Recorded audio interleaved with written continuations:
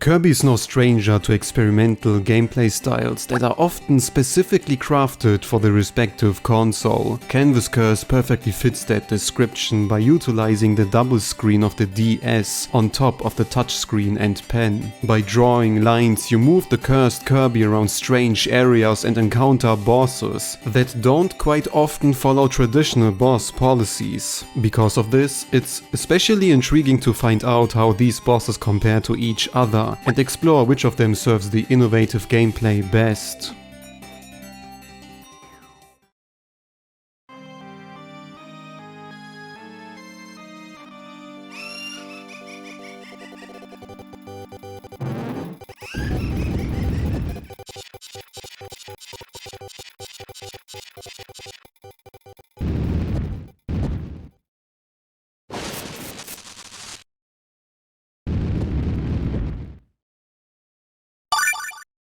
Even though you're fighting Krakow Jr. technically first, they don't differentiate from each other enough to split them up. Inspired by Kirby's blocked ball, in this minigame Kirby floats through the air and can only be used by drawing paddles to bounce him off. At the end of this minigame waits Krakow, who uses his fluffy body to guard his weak point, the striking eyeball. On paper there's nothing particularly wrong with this battle, as it's quite easy to beat this boss without any serious problems. It's most likely a simple case of skill issue, but I feel like I never got the feeling for his clash and just randomly pop into Krakow and hope it will hit his eye. The minigame is not necessarily designed to hit one specific spot consistently, and it becomes especially frustrating when the cloud parts start to regenerate after some while. Krakow Jr. is similar in that regard, admittedly much less tiring, but still inconsistent. There's no strategy, as you're simply going to dash at his weak point and simply hope you get through his shield. It's probably the best they could have done for such a minigame, and it certainly does work to some extent, but it's nothing more than a mediocre battle.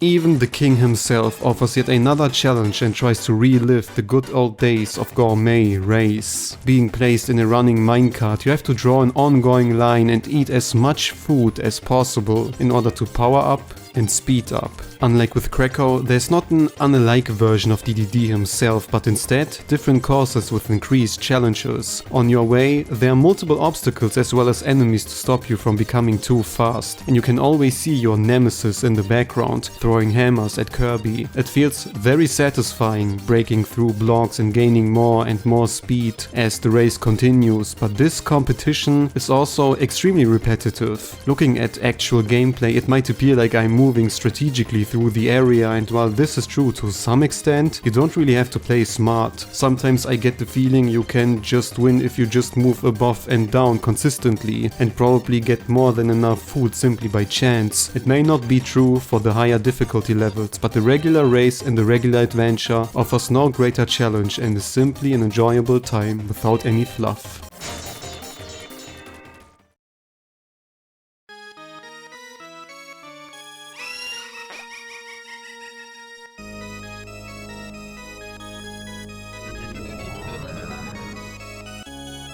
The first and, ironically, final boss that could be considered traditional. While every other opponent resembles a minigame with an overarching enemy watching you, Drawcia falls into the category of a classic boss without any specific gimmicks. And due to the fact the player was never trained to face off foes like that, Drawcia feels very safe in her battle design. By reflecting her energy balls with your lines, you make her taste her own medicine and go for the hit with some dashes. Throughout the clash, she creates some dangerous illustrations, dashes through the air and makes you uncomfortable by crying consistently. differently. Even her art is fairly easy to counter, and you can clearly tell the creators didn't want to introduce too much of a difficulty spike. The only way I can see to make the confrontation harder yet staying fair are the energy balls and how you reflect them. If your line turns to be slightly off, you can actually redirect the balls as often as you like, as long as it's not touching the ground or floating away. Drawcia could have created some kind of portals where you have to draw at least 2 lines in order to correctly reflect the attack, but then again, it could also be very fiddly. Especially if you consider that this is only the first phase, hence giving you a taste of what will happen. It may not be too bad to experience the preparation before the actual climax.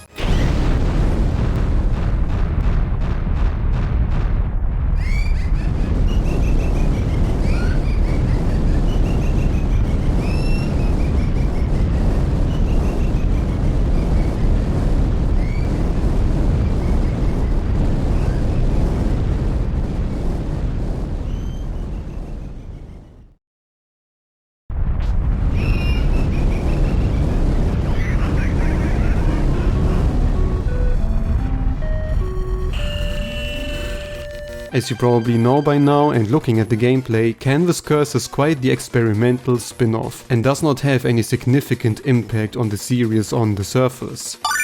For the most part, this is true, but Drawcia Soul is the exception and for whatever reason influenced almost every secret Kirby final boss to a huge degree. While Drawcia herself didn't go as all out as you would expect from the antagonist, her soul ditches this idea completely and treats you like you have beaten the game multiple times. The legendary bouncing, splitting into 1,000 projectiles, dashing through the arena with a fiery passion, boomerangs cutting through the air, and the simple scream left so much of an impression. The developers must really love Drawcia Soul. Look at whatever secret Kirby final boss and it's going to have at least one skill of this soul to copy. As crazy as this sounds, I had never the feeling the battle is unfair, as you don't have to reflect any energy balls this time. Plainly tapping at the crazy soul or sending back her henchman is more than enough, and for every hit Kirby is getting, you'll deal just as much damage back.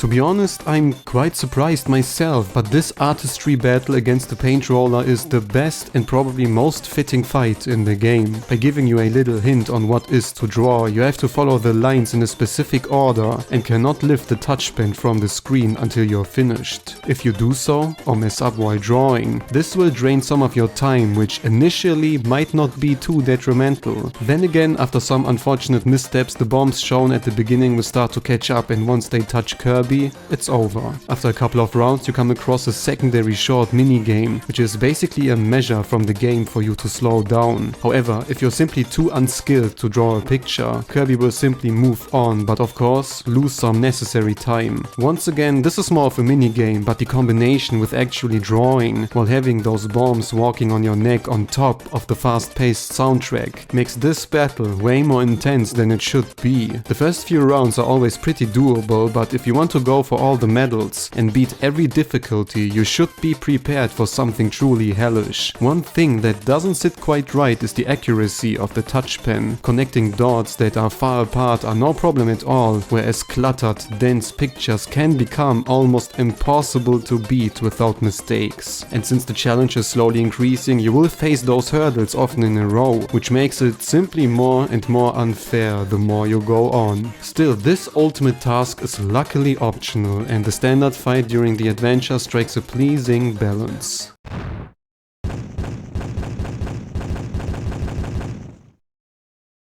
For how exceptional Canvas Curse gameplay is, the game handles the topic bosses surprisingly well, especially considering its short length. Most of them are mere mini-games, but greatly fitting ones, and the iconic final makes up for any lack of proper fights. But what do you think about Canvas Curse's way of handling bosses? Would you love to see more traditional clashes, or are you pleased the way it is? The successor, Rainbow Curse, takes a little different approach, and you will soon find out how these games compare to each other.